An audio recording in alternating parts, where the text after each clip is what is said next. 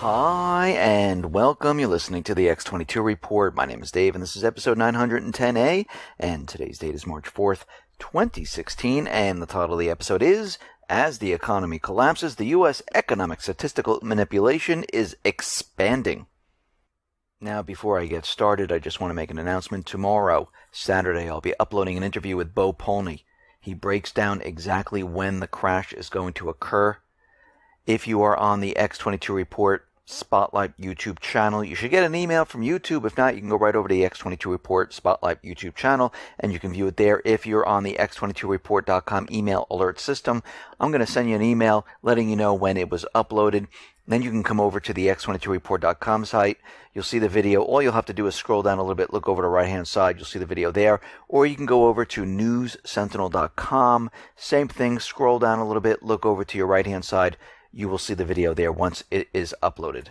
Let's get right into the economic collapse financial news.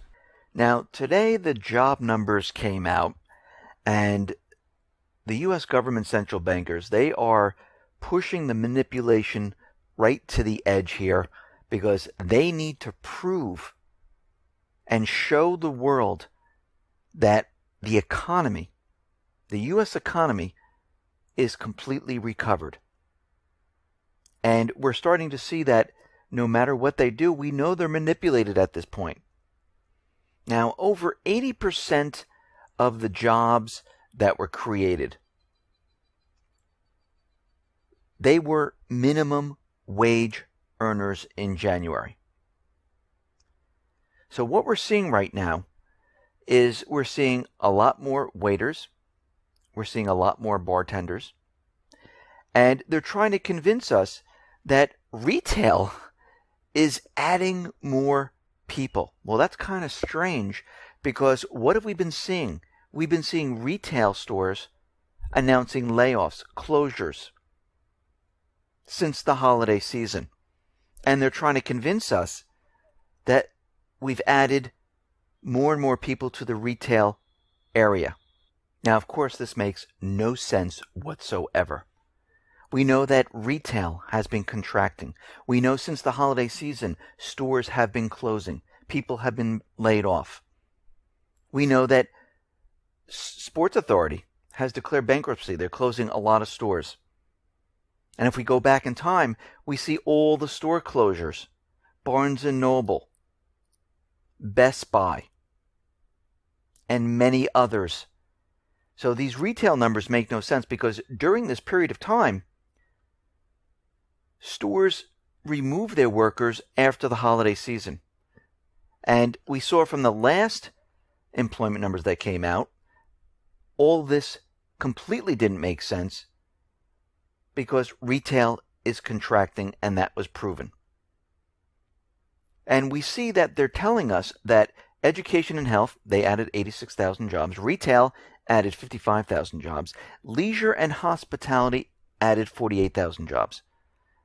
So what about the well-paying jobs like finance, trucking, manufacturing, or mining?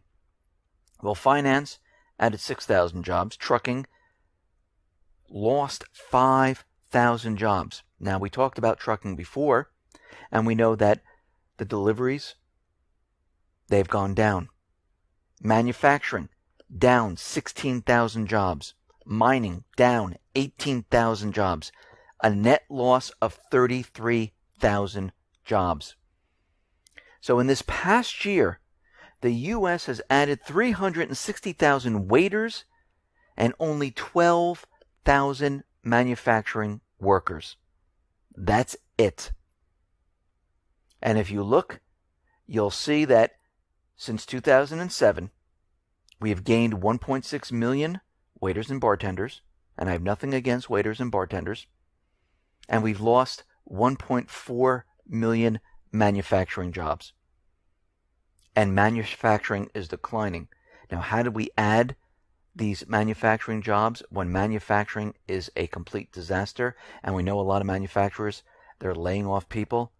Well, again, it's completely manipulated. And we see wages. Wages have dropped. So this whole entire scenario of their employment numbers makes no sense. Because we have to remember how all this is figured out. Those people who are currently looking for a job but have not been on an interview in the last 4 weeks, you're just not counted. Even though you still want a job, even though you're still sending out a resume, you are not counted. If you have a part-time job, you're counted as a full-time worker. If you have 2 part-time jobs, it's 2 full-time jobs.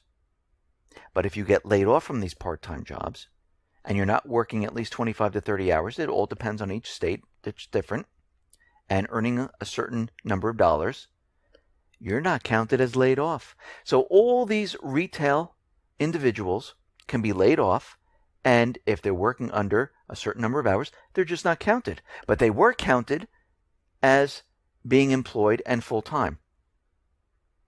So basically, we have all these people that want jobs, who have been looking for jobs, but they're just not counted anymore. And these are the people they count as fallen off. So the whole thing is completely manipulated to make everyone believe that we are in this incredible recovery. And we're not. We know we're not because the U.S. government central bankers, they are continually out there trying to convince everyone that the economy is fine. When the economy is truly fine, you don't have to convince the masses. They already know. They already know because they feel good. They have a strong income coming in. They have discretionary funds. They can go out and spend. They'll go out and purchase a house. Mortgage departments will expand. Retail will expand. You'll see more stores opening up. You'll see more people being hired. We're not seeing this. We're seeing the opposite. We're seeing contraction. And if people are purchasing more goods, manufacturing, factories, they're producing.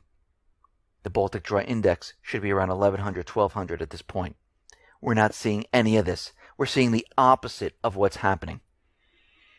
Now, to boost this entire recovery, what did they have to do? They had to create bubbles, central bank bubbles, to make everyone believe that everything is fine. So they pushed the idea since 2008 that everyone should go back to school. Take out student loans, as many as you possibly can. Put yourself into debt because that makes us more money. Go out and buy a car. That's why Obama had the cash for clunkers. That's why they're continually lowering the standards of getting an automobile, because they needed the card loans and the student loans to bubble up. And this is exactly what happened. During this period, we have seen the auto loan industry and the student loan industry skyrocket. And they're both in the trillions of dollars, and more people are in debt. But what we're seeing right now is a lot of people, they are delinquent on their payments. And that rate is rising right now. And it's getting worse as time goes on. We see BlackRock, they decided to suspend ETF issuance due to a surge in demand for gold. BlackRock says issuance of gold trust shares has been suspended. Why? Because there are too many people demanding gold. This is a situation that everyone should be looking at this point, because we just mentioned this in the previous report. When we see gold spike by not $20, not $30, by like $100, $150, at the close of business of the same day, and it reaches $100, $150, and the next day or the day after, we see it suppressed by $30, $40, $50, we know this is the signal that something's going on. And then a couple days later, we see gold surge again by $100, $150, and we see them suppress it by $30, $40, $50. If you notice, they're losing control and gold is continually rising. This is something that we need to look at. This is something that will tell us that they're losing control. And when people see this occurring, people are going to say, okay, wait a minute, gold is surging right now. Why is this? I better get in. Maybe I should sell my stocks. Maybe I should protect myself. Because at the same time, most likely we're going to see the stock market start to fall apart. And of course, we're going to see manipulation all over the place, but they're going to lose control. So we see right now the COMEX has less than 74,000 ounces registered there. And basically, they won't be able to handle deliveries once the claims are put in. So we're going to see things completely fall apart. And once we see that, things are just going to get out of hand. Now, the dry bulk shippers, they're saying it is so bad, and this is coming from a CEO from a dry bulk shipper saying that they have an enormous oversupply of vessels, and it cannot be sustained. And of course, these were all built during the good times when everything was great and they needed more and more of these vessels. We know China is going to be releasing more of these because they were, in the building phase of this. But what we're seeing is everything falling apart. The Baltic Dry Index manufacturing and the moving of dry bulk goods. And what we're seeing at this point is everything contracting. This is why we don't need all of these ships at this time. And he's warning that in the coming months, there'll be a lot of bankruptcies, counterparty risk, and it's going to be a complete nightmare. He's saying that we haven't seen this since the Viking Age. He said this is not sustainable for anybody, and it's going to lead to dramatic changes. Now, the German banks, they were told to start hoarding cash at this point. Instead of having the electronic currency, they're saying have the physical cash in the bank. So we can see at this point they're getting prepared because they're very nervous about what's going on. The total bank deposits that exceed trillions of euros, physical cash constitutes just a small percentage of that sum. The same thing goes in the United States and everywhere else. And we realize that if there are bank runs or people are looking to take out cash, there's going to be none in the banks whatsoever. And we see right now that at this point, the ECB, when things completely fall apart, they're only going to have a couple decisions to make. One, impose capital controls, or just completely shut down and go on a bank holiday. Because we know that this is coming.